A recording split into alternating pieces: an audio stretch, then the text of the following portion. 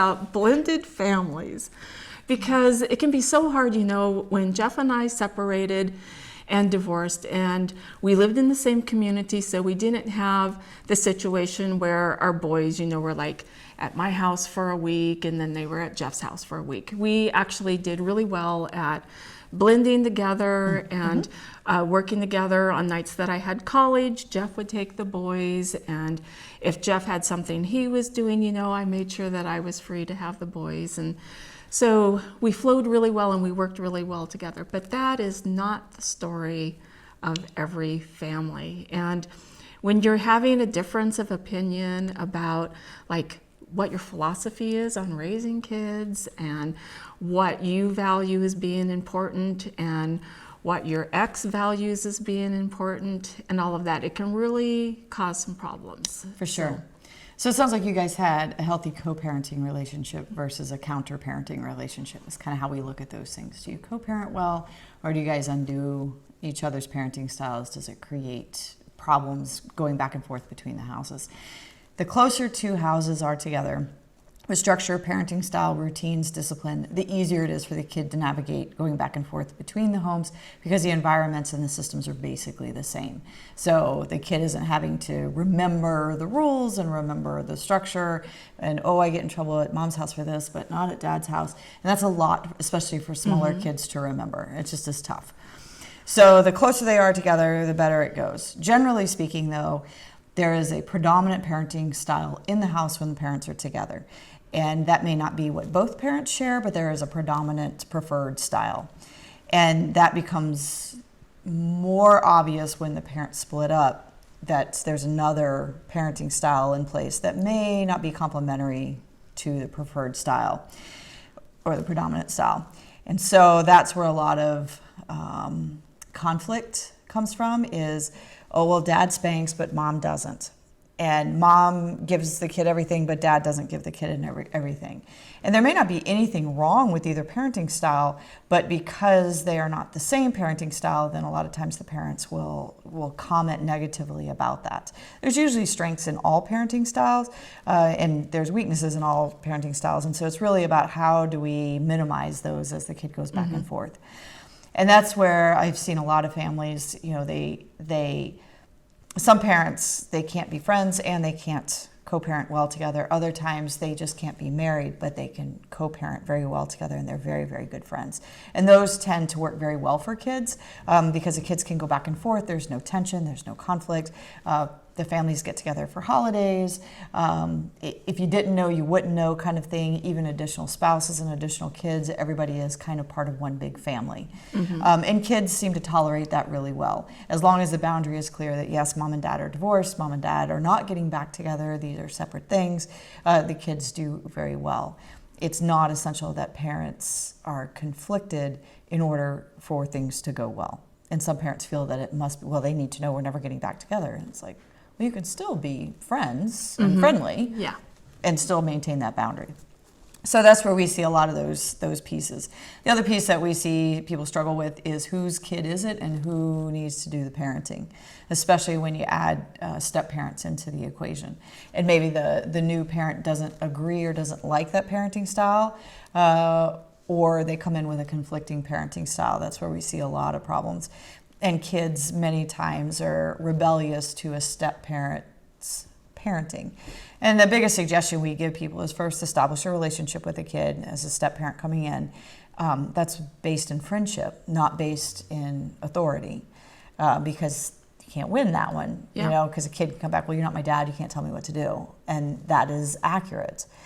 And so we really want that parent to come in and just be a good person in the kid's life, another adult resource. So they take them to ice cream, they take them to the park. They just like what you would do with anybody who's a friend, right? Let's say, let's go get ice cream together. And then once that relationship is established and the kid starts to accept that parent, or when that kid starts to accept that parent as an authority in their life, then there may be opportunity for co-parenting in that the blended house, where the step parent can provide guidance and or consequence and discipline.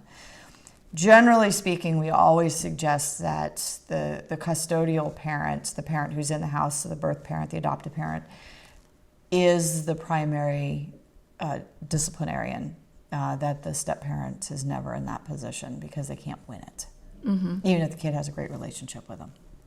So what do you do when the step-parent treats your child unkindly and you're just so mad you want to just punch them because you're frustrated and you know it's something that's hard to control and you want to be able to go in and tell them, don't do that to my kid. But And are you married to that step-parent, or are you not married to that No, step-parent? you're not married to that step-parent. Your ex is married to that Got step-parent. it. Okay. Well, again, this is really hard. There's this great book called Joint Custody with a Jerk that I recommend for both households, not just one, but for both households. And it's really about this house needs to take care of it. What happens in this house's responsibility. What happens in that house is that house's responsibility. As long as there's not abuse, it's not really your place to say anything. So if a parent is concerned about how a step-parent is treating their child, they can speak to the other primary parent and say, hey, I've got some concerns about this. But all of those conversations need to occur between the two primary parents, not primary parent to step-parent. That never works out well. Unless there's an established relationship, friendship that goes on, but generally they wouldn't be having these issues or conversations. So just like with discipline and those kind of things, primary parents need to be the ones who are implementing all of that. Same thing with making any kind of a transition or visitation, unless there's an agreed upon reason why that doesn't occur, and the conversation would go between a primary parent and a step parent, which does happen, especially if we have parents who are working swing shifts or parents who are working on the ocean or something like that, and the visitation it's visitation time. Mm-hmm. I just keep thinking about what could I do then if I'm the parent who is one of the primary parents and I'm upset with the step parent who's with the other primary parent, and it's not mine to control, but I want to control it. And so what do I do? Get a therapist. Truly, that's primarily what we suggest people is like, hey, you've got this struggle, and maybe you've tried to work it out with the primary parent, or maybe you haven't, but like, hey, there's this piece that needs to happen, so that we can have positive conversation about it. Conflicting with that step parent is never going to work out well because it creates a very unhealthy triangle, and the kid then feels even more polarized between which parenting house do I go into. And sometimes context is everything. A kid will come over and say, oh, my stepdad said this to me, and that parent's like, he said what?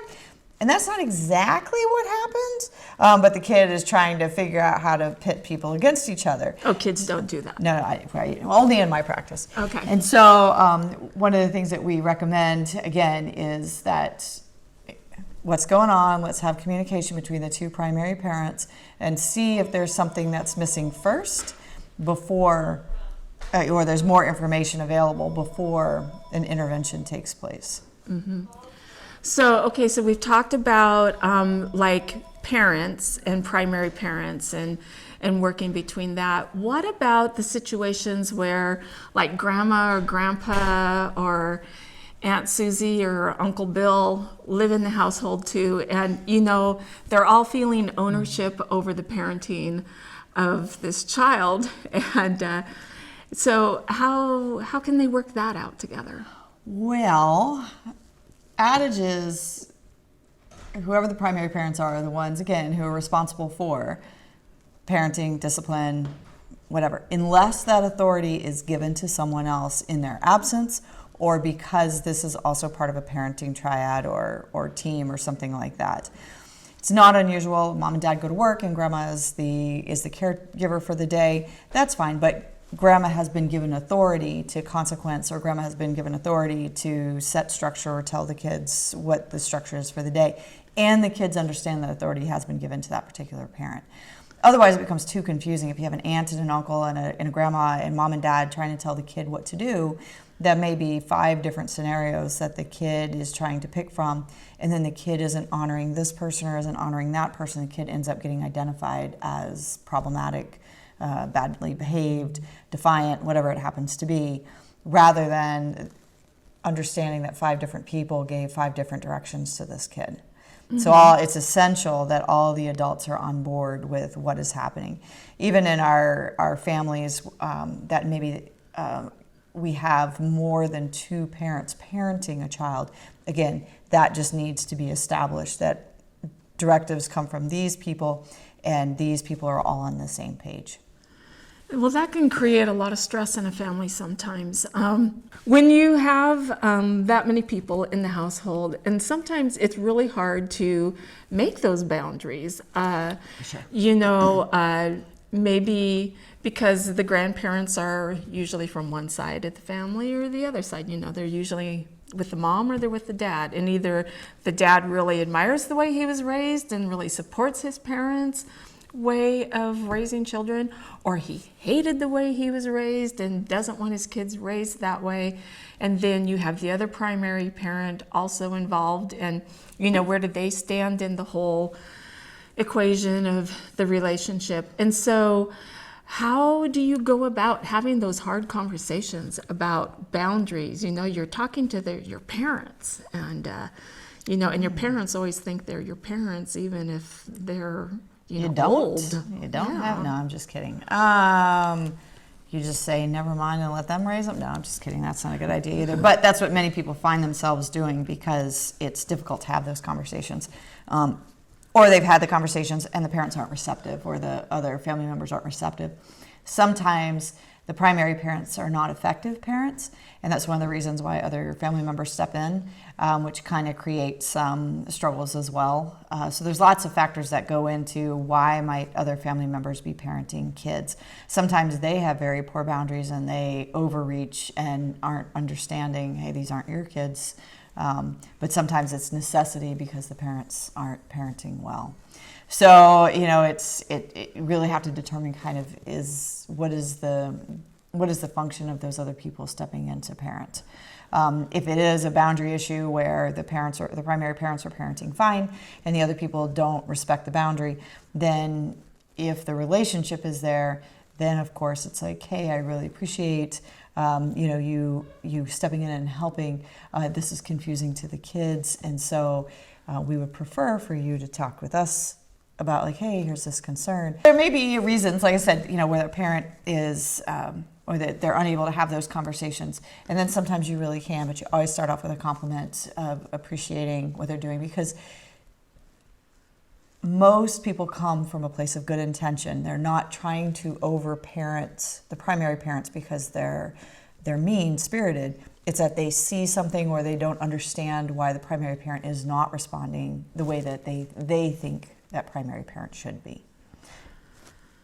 I have to tell you that I'm probably not there yet. I don't like anyone telling me what to do, and so then when someone's in there telling me, oh, you need to do this and oh, you need to do that, I can be honest with you, the first thing I want to do is whatever is the opposite. What do I do to just kind of grow and develop into that mindset, because it's really a struggle. And I know that I am not the only person who feels that way. I have several friends who, would be in that same situation. And so I know what is like the best for my children, but I'm not at a place where I can do that yet. Do you know what's best for your kids?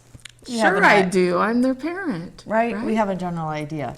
But there's a lot of people who have done this rodeo many times before us, so we have a lot to learn from other people.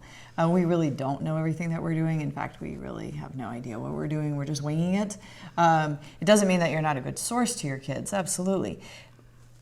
And a lot of parents can get a lot of information from their village, if they are willing to be open to, hey, have you thought about this? But not everybody delivers it that way. They're like, oh, you need to do it this way. And that tends to create a little bit of friction within those families, or they feel like somebody's coming in and trumping them.